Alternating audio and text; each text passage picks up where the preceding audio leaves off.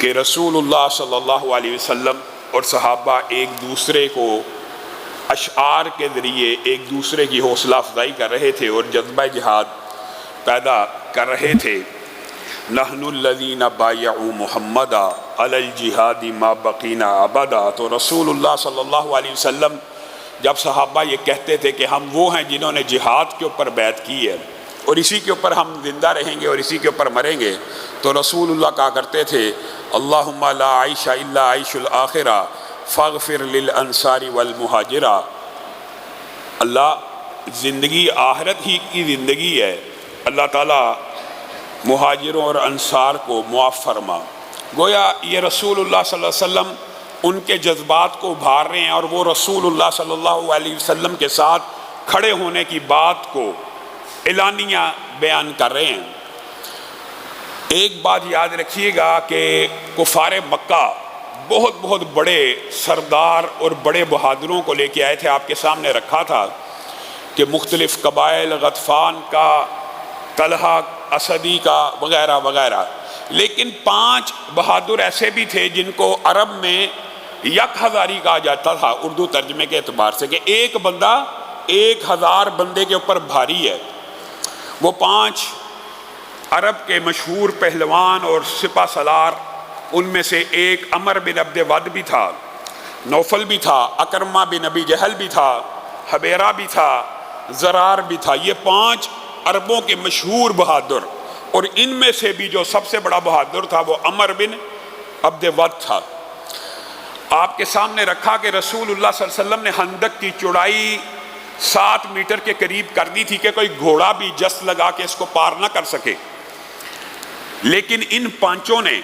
آپس میں پلاننگ کی اور انہوں نے کہا یار یہ تو بڑا عجیب معاملہ ہو گیا، اتنا سفر کر کے آئے ہیں اور اب دو بدو جنگ کا موقع بھی نہیں مل رہا، 21 میٹر کی یہ جو کھائی ہے، ہم تو یک ہزاری ہیں، 1000 کے اوپر باری ہیں، تو گھوڑوں کو تیز رفتاری سے اس خندق کو پار کرانے کی کوشش کرتے ہیں، اور وہ واقعی بہادر تھے۔ اور آپ حیران رہ جائیں گے کہ یہ جو خندق کا آپ کو بتایا تھا کہ بنائی اس لیے گئی تھی کہ بڑی تعداد میں لشکر آگے آئے تو تیر مارے جائیں اور وہ بھاگ جائے۔ بڑی کوشش کی کفار مکہ نے، 100 200 300 500 دستے آتے،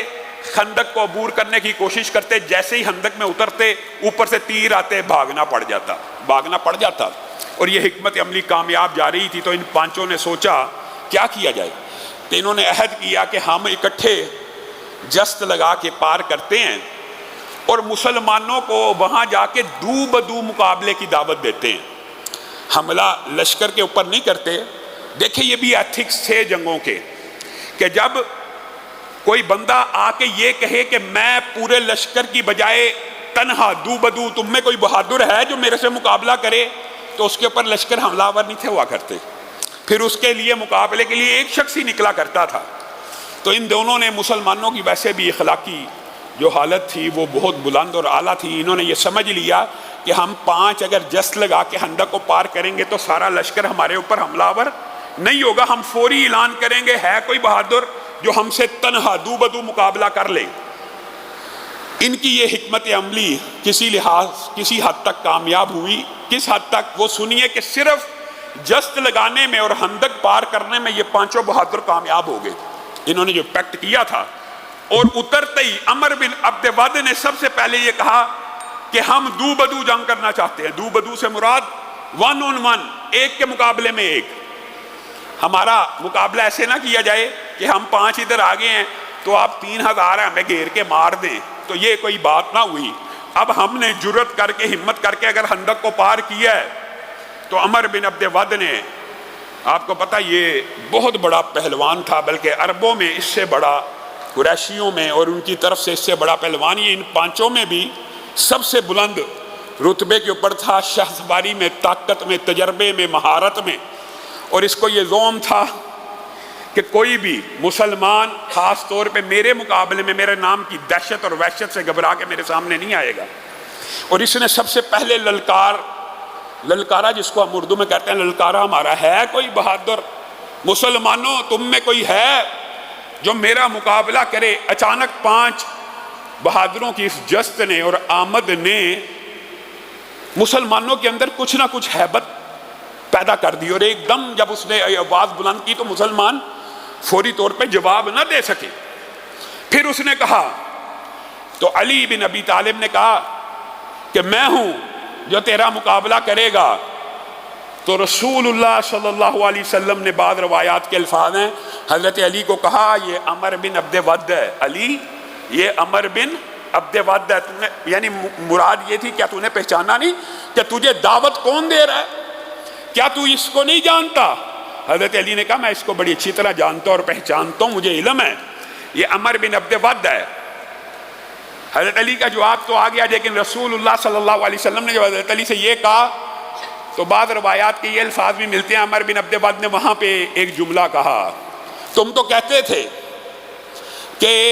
تمہارے مقتول جنت میں جانے والے ہیں اور کافروں کے مقتول جہنم میں جانے والے ہیں، کون ہے جو جنت میں جانے کا خواہش مند ہے؟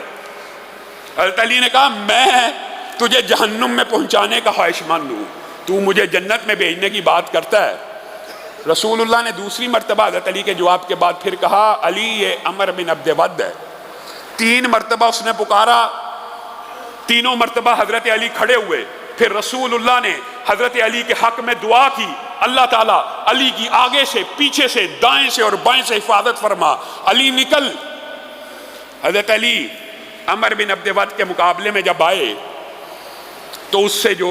آپس میں گفتگو ہوئی، تاریخ میں یہ روایات بھی ملتی ہیں۔ عمر بن عبد ود نے کہا کیا واقعی تو میرا مقابلہ کرے گا؟ حضرت علی نے کہا ہاں میں تجھے جہنم میں پہنچاؤں گا۔ کہا میں یہ سوچتا تھا، عمر بن عبد ود نے کہا میں یہ سوچتا تھا 90 برس، بعض روایات میں آتے ہیں 90 برس ہو چکے ہیں مجھے جنگیں لڑتے ہوئے، اور میں یہ سوچتا تھا مجھے میری زندگی میں آج تک نہ کسی نے چیلنج کیا مقابلے کا، اور میں یہ سوچتا تھا میں مر بھی جاؤں گا تب تک بھی مجھے کوئی چیلنج نہیں کرے گا۔ میرے بھتیجے، حضرت علی کو بھتیجا کا، اور کہا ہے میرے بھتیجے واپس لوٹ جا، میں نہیں چاہتا تو کم عمری میں میرے ہاتھ سے مر جائے۔ حضرت علی نے کہا تو کتنا کو بہادر ہے، کتنا کو بڑا سپہ سالار ہے، صرف یہی نہیں کہ میں تیرے مقابلے میں آیا ہوں بلکہ تجھے یہ بھی کہتا ہوں اگر وار کرنے میں پہل کرنا چاہتا تو پہل کر لے۔ یہ دو بدو جنگ کا ایک انداز ہوا کرتا تھا، وار کرنا چاہتا پہلا تو کر لے۔ عمر بن عبد ود حضرت علی کے الفاظ اور ان کا حقارت امیز رویہ اس کے بارے میں غصے میں آ گیا، تیزی سے تلوار کو اٹھایا۔ حضرت علی نے اس تلوار کو اپنی ڈھال کے اوپر روکا، ہاں لیکن یہ وہ پہلا موقع ہے، ڈھال بھی کٹ گئی، ڈھال بھی کٹ گئی، اور حضرت علی کے سر کے اوپر ہلکا سا تلوار کا یہ نشان پوری زندگی ان کے ماتھے پہ لگا رہا۔ جو عمر بن عبد ود نے خندق کے موقع کے اوپر تلوار چلائی، حضرت علی نے پوری قوت سے اس کا وار روکا، لیکن ڈھال کو چیرتی ہوئی تلوار حضرت علی کے ماتھے پہ لگ گئی۔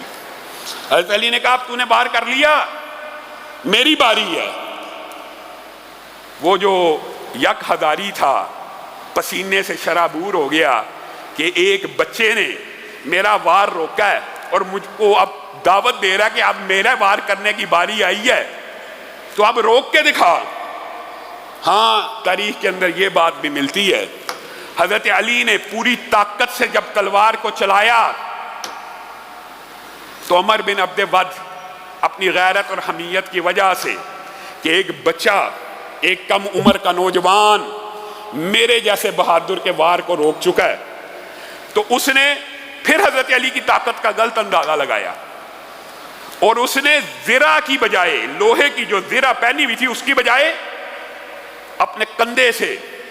حضرت علی کی تلوار کو روکنے کی کوشش کی کہ میں بڑا بہادر ہوں، تیری تلوار تو میں اس اینگل سے اپنے کندھے کے اوپر کھا سکتا ہوں۔ زرہ کے اوپر نہیں روکا، کندھے کے اوپر روکا تو کندھا کٹ کے زمین پہ گر گیا، اور حضرت علی کی تلوار اس اینگل سے کندھے کو کاٹتے ہوئے سیدھی دل میں چلی گئی، اور عمر بن عبد ود اسی وقت ڈھیر ہو گیا۔ ایک ہی جوابی وار کے اندر مسلمانوں نے تکبیر کے نعرے لگانا شروع کی، حضرت عمر بھی کہہ اٹھے علی وہ جو زرہ کفار کی، عرب کی سب سے مہنگی، سب سے اعلیٰ، سب سے عرفہ، سب سے بہادر جسم کے اوپر پہنی ہوئی جو زرہ ہے وہ تو اتار لا، آپ کا حق ہے، آپ نے اس کو شکست دی ہے۔ حضرت علی نے کہا دو روایات ہیں۔ پہلی بات، ایک روایت میں یہ الفاظ ملتی ہے اے اللہ کے رسول و اے عمر، میں اس لیے اس کی زرہ نہیں اتارتا کہ اس نے مرتے وقت بھی بہادری کا مظاہرہ کرتے ہوئے میری تلوار کا وار اپنی زرہ پہ نہیں تھا روکا، بلکہ بازو ننگے کو میرے سامنے کر دیا تھا۔ مجھے شرم آتی ہے جس زرہ کو اس نے میرے ساتھ لڑتے ہوئے اپنے بچاؤ کے لیے استعمال نہیں کیا، میں وہ اتار لوں۔ اور دوسری روایت کے الفاظ یہ ہیں کہ اے عمر، اتنی تیزی سے وار کیا کہ اس کی شرمگاہ اور اس کے کپڑے کھل گئے اور وہ برہنہ ہو گیا، اور کسی برہنہ آدمی کی زرہ اتارتے ہوئے میں علی حیا محسوس کرتا ہوں۔ یہ اخلاقی کیفیت ہے، یہ رسول اللہ صلی اللہ علیہ وسلم کے ماننے۔ دوسرا نوفل تھا، یہ بھی بڑا بہادر تھا۔ حضرت زبیر نے 1 سیکنڈ کے اندر اندر اس کی گردن کو اس کے تن سے جدا کر دیا۔ یہ 5 بہادر آئے تھے کہ ہم 5 ہزاری ہیں، ہمارا مقابلہ کون کرے گا؟ جب نوفل کو زبیر نے قتل کر دیا تو اکرمہ بن ابی جہل، حبیرہ اور ضرار فرار ہو گئے واپس گھوڑے کے اوپر، اور مسلمانوں کے لشکر میں تکبیر اور اللہ اکبر کی صدائیں گونجنے لگی کہ عرب کے بہت بڑے بڑے جرنیل آئے تھے، 5 میں سے 2 مر بھی گئے اور 3 فرار ہو گئے۔ مسلمانوں کے اندر ایک خوشی کی، ایک سرشاری کی، ایک فتح کی جو کیفیت تھی وہ ڈیولپ ہو گئی۔